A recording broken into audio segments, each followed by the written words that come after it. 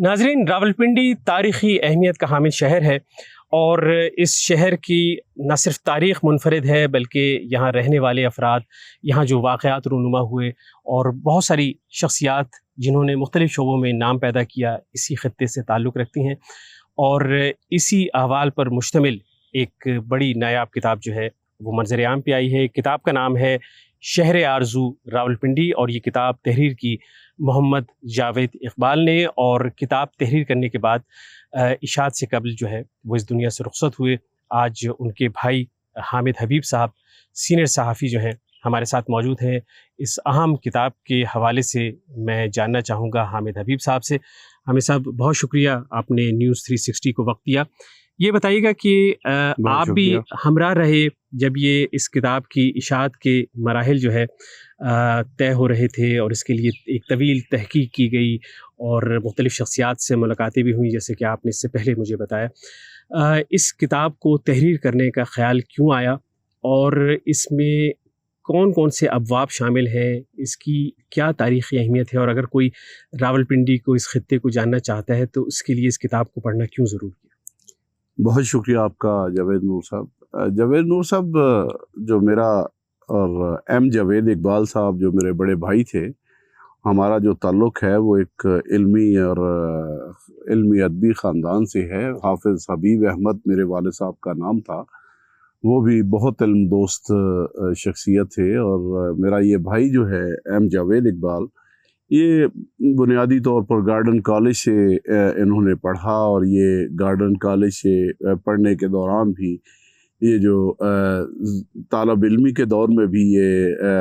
Union के election वगैरह में भी पार्टिसिपेट करते रहे, वहाँ पे सेक्रेटरी भी रहे गार्डन कॉलेज के। और उस दौर में जो करीम जो शहर की जो आज बड़े बड़े नाम हैं वो उनके साथ ये उस दौर में ये उस कॉलेज में पढ़ते रहे। आगे जाके ज़िंदगी में इनको बैंकिंग में जो है वो शोबा, बैंकिंग का शोबा इख्तियार किया उन्होंने। बैंकर के तौर पे ये जो है वो as a senior vice president के तौर पे यहाँ पे रिटायर्ड हुए। रिटायरमेंट के बाद उन्होंने फिर दोबारा जो है वो इल्मी और अदबी हवाले से अपने इल्म की प्यास बुझाने के लिए दोबारा काम शुरू किया। और रावलपिंडी की ये जो शहर आरज़ू रावलपिंडी के नाम से किताब जो इन्होंने लिखी, इसके ऊपर उन्होंने कमो बेश जो है 7 से 8 साल तहकीक की है और तहकीक के बाद ये जो किताब जो है वो दी है। और यही वजह है कि उसके अंदर इतना मवाद है कि बहुत सारी जो चीज़ें हैं वो नई नस्ल के इल्म में ही नहीं हैं, बल्कि बहुत सारे जो पुराने लोग हैं वो भी इसमें कई मालूमात पढ़ के वो हैरान हुए कि वो उनके इल्म में इजाफा हुआ। जैसे कि इल्म जो है वो मैं समझता हूँ कि मुसलमानों की असल मीरास है और हम अपनी मीरास जो है वो खो बैठे हैं। उस तरफ वापस लौटाने का एक जज्बा भी इसमें पन्हा है। और इस किताब के अंदर आपको ये पढ़ के आपको इत्मीनान इल्म होगा कि ये ऐसा खित्ता है, ऐसा खुश नसीब जो है वो खित्ता है कि दुनिया के अंदर जो बड़ी बड़ी जो यूनिवर्सिटियां थीं वो टेक्सला के अंदर थी। टेक्सला बुद्ध अहमद के दौर में जैसे आज लोग अमेरिका यूनिवर्सिटियों में पढ़ने जाते हैं, उस दौर में इस खित्ते में लोग तालीम हासिल करने के लिए आया करते थे। और इसी तरह बहुत सारी चीज़ें और ऐसी हैं जो लोगों को के लिए जो बहुत सारी चीज़ें होंगी। और इसमें हमने ये कोशिश की थी कि इस तरह की किताब जो है वो, और जो पहले जो किताबें हैं हमने उसको भी देखा, भाई ने उसको भी पढ़ा, यहाँ तक कि उनकी बनाई के ऊपर भी असर पड़ा, सेहत के ऊपर भी असर पड़ा, लेकिन उनका जज्बा जो है वो बहुत था। वो उन्होंने ये किताब लिखने के लिए रिसर्च जो है वो सिर्फ पाकिस्तान तक महदूद नहीं रखी, बल्कि बरतानिया और अमेरिका भी गए, वहाँ की लाइब्रेरियों को से भी जो है बहुत सारी चीज़ें वो जो है वो कंसल्ट करके जो है वो वहाँ से ली। इसके हवाले से मैं ये कहूँगा कि आप ये देखें कि سینٹ کے اندر جو سابق چیئرمین سینٹ جو ہیں قائد ایوان راجہ ظفر الحق جو تھے وہ مہمان خصوصی اس تقریب رونمائی کے اندر آئے. انہوں نے بھی وہ پوری کتاب پڑھ کے بہت شاندار الفاظ میں تاریخی ریمارکس دیے, اور تاریخی ریمارکس کے ساتھ انہوں نے کہا کہ یہ جو کتاب ہے یہ کسی ادارے کو لکھنی چاہیے تھی, لیکن یہ فرد واحد بہت بڑا کام کر گئے, اور بہت ساری معلومات اس میں, بہت اچھی معلومات جو ہیں راولپنڈی کے حوالے سے اس سے پہلے دیکھنے میں نہیں آئیں, پڑھنے میں نہیں آئیں, اور یہ بہت اچھی کتاب جو ہے انہوں نے کہا کہ یقین ہے مجھے کہ آئندہ مستقبل میں ریفرنس بک کے طور پہ استعمال کی جائے گی. اچھا, اور اس کتاب کی ایک خاصیت یہ بھی ہے کہ جو بیرون ممالک لوگ ہیں وہ اگر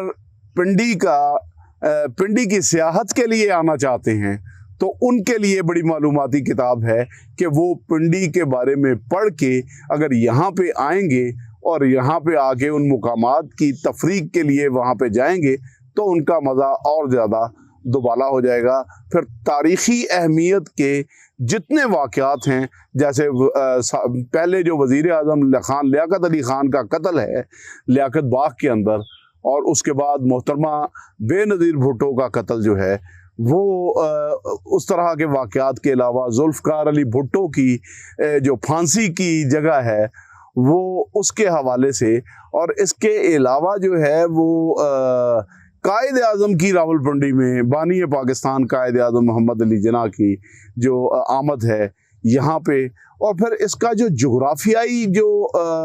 حدود اربا راولپنڈی کا وہ بڑی اچھی معلومات ہیں. بہت سارے لوگوں کے علم میں ہی نہیں ہوگا کہ راولپنڈی پہلے کتنا بڑا ہوا کرتا تھا,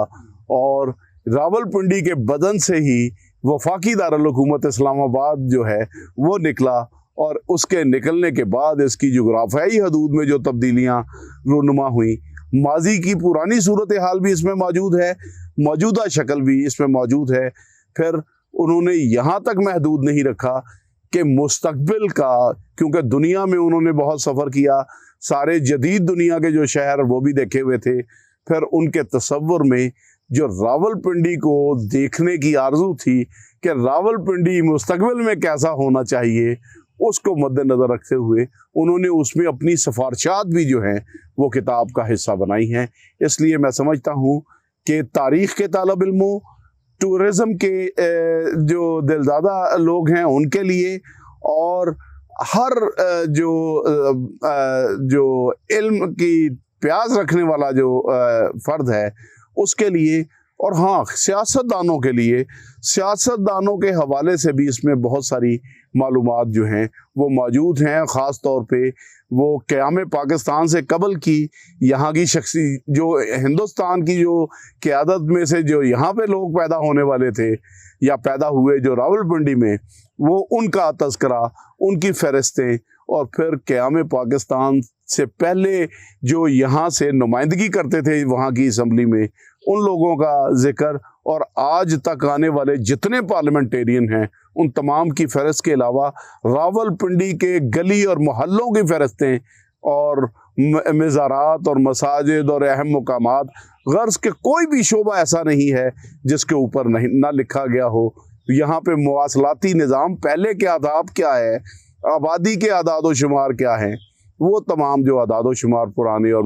موجودہ وہ سب آپ کو ملیں گے. آپ نے جس طرح کتاب کا تذکرہ کیا کہ بہت سارے واقعات ہیں, مقامات ہیں, شخصیات ہیں, اہم نوعیت کی چیزیں اس کتاب میں شامل ہیں. اچھا, جو واقعات ہیں خاص طور پہ ایک مجسمے کے حوالے سے بھی اس کتاب میں درج ہے, وہ مجسمہ کس کا ہے اور اس کا تاریخی پس منظر, اس کی اہمیت کیا ہے؟ یہ آپ نے بڑا اچھا اور منفرد جو ہے وہ سوال کیا, اور مجسمے کے حوالے سے یہ ہے کہ یہ مجسمہ جو ہے وہ ملکہ وکٹوریہ کا مجسمہ ہے,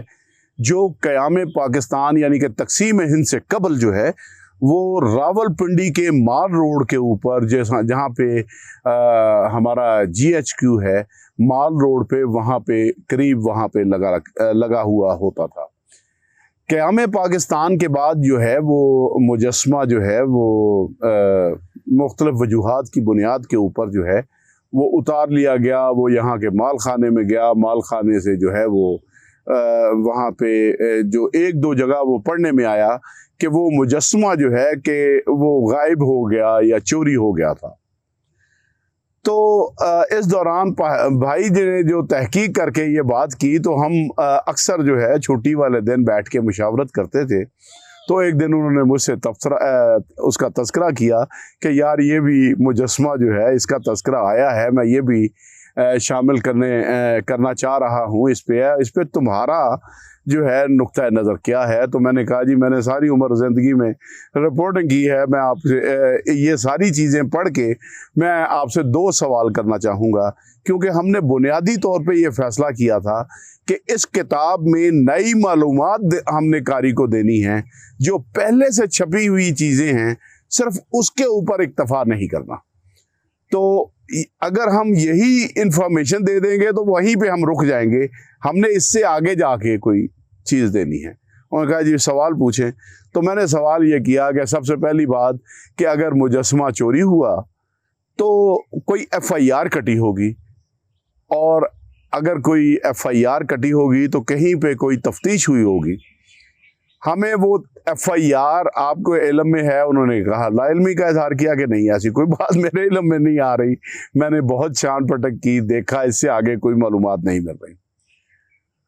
تو ہم نے یہ فیصلہ کیا کہ اس کے اوپر جو ہے وہ مزید تحقیق کی جائے گی، اور مزید تحقیق کے اندر 7-8 ماہ سے زائد کی جو تحقیق تھی، اس کے بعد اس دوران تحقیق کے دوران ہم نے گورنمنٹ آف برطانیہ سے بھی جو ہے ایمبیسی کے ساتھ ذریعے بھی رابطہ ہوا، اور رابطے کے بعد 8 ماہ کے بعد جو ہے وہ ہمارے علم میں یہ اضافہ آیا کہ ملکہ وکٹوریہ کا وہ مجسمہ جو تھا وہ چوری ہونے نہیں ہوا تھا، بلکہ وہ گورنمنٹ آف برطانیہ نے حکومت پاکستان سے واپس لے لیا تھا۔ وہ واپس لیا، اور واپس جب لیا گیا تو وہ اس مجسمے کا جو ایک بازو تھا وہ ٹوٹا ہوا تھا۔ تو انہوں نے جس کمپنی سے یہ مجسمہ بنوایا تھا وہ مجسمہ واپس اس کمپنی کو بھجوایا، برطانیہ گیا، برطانیہ میں اس کمپنی نے اس مجسمے کو دوبارہ ریپیئر کیا، ریپیئر کرنے کے بعد وہ مجسمہ پھر واپس پاکستان آیا، اور پاکستان واپس بھجوائے جانے کے بعد وہ مجسمہ آج بھی جو ہے وہ برطانیہ ایمبیسی اسلام آباد کے اندر جو ہے وہ لگا ہوا ہے، اور اس برطانیہ ایمبیسی کے اندر جو مجسمہ لگا ہوا ہے اس میں بڑے بھائی میرے جو مصنف ہیں اس کتاب کے، ایم جاوید اقبال، ان کی اور میری اس مجسمے کے سامنے تصویر جو ہے وہ ہم نے ٹائٹل کا حصہ بھی اس کو بنایا ہے۔ ذکر کیا تاریخ کا، جی۔ ایسے جہاں ہم تاریخ کی بات کرتے ہیں تو اس میں عجائب گھروں کی بڑی اہمیت ہے، کیونکہ وہاں ہمیں تاریخی اشیاء دیکھنے کو ملتی ہیں۔ تو یہ خطہ جو تاریخی اہمیت کا حامل ہے اور کئی مذاہب کی بھی آماجگاہ رہا، جس میں کہ ہندو کمیونٹی سے تعلق رکھنے والے افراد یہاں بستے تھے، اس کے علاوہ یہاں پر سکھ تھے، اور بت مت سے تعلق رکھنے والے افراد کی یہ رہائش گاہ رہی، اور یہ ان کا مقام رہا، اور بڑی تاریخ نوعیت کی چیزیں بھی ہیں۔ تو عجائب گھروں کا بھی تذکرہ ہے کیا کتاب میں، اور کون کون سے عجائب گھروں کا تذکرہ ہے؟ جی جاوید نور صاحب، آپ کا جو سوال ہے اس حوالے سے میں یہ کہوں گا کہ اس میں جو ٹیکسلا میوزیم سمیت جو ہیں تاریخی اہمیت کے اور تاریخی ورثہ سمجھے جانے والے جو عجائبات ہیں، ان کی خواہ وہ جو عمارات ہوں یا کوئی جس شکل میں بھی وہ موجود ہیں، وہ بھی جو ہے وہ اس تحقیق کا حصہ ہے، اور وہ بھی اس میں آپ کو تمام جو عجائبات اس پورے خطے کے اندر موجود ہیں ان کی تفصیل جو ہے وہ بھی آپ کو ملے گی۔ نہ صرف تفصیل ملے گی بلکہ ان کی نادر جو تصاویر ہیں وہ بھی نادر تصاویر کا اس کو حصہ بنایا گیا ہے۔ صرف دنیا کے اندر جو تاریخی ورثہ ہے ہم نے اسی کو کور نہیں کیا، بلکہ اس کے ساتھ ساتھ جو یہاں کی جو اقتصادی صورتحال یعنی کہ اکانومی ہے یا صنعت و حرفت ہے، یہاں پہ جو چیمبر آف کامرس ماضی میں کیا صورتحال تھی، اب کیا صورتحال ہے، یعنی کہ اس خطے کے اندر جو کچھ بھی ہوتا تھا وسائل کے اعتبار سے ہو یا مواصلاتی نظام کے اعتبار سے، تعلیمی اعتبار سے، علمی اعتبار سے، تاریخی اعتبار سے، سیاحت کے اعتبار سے،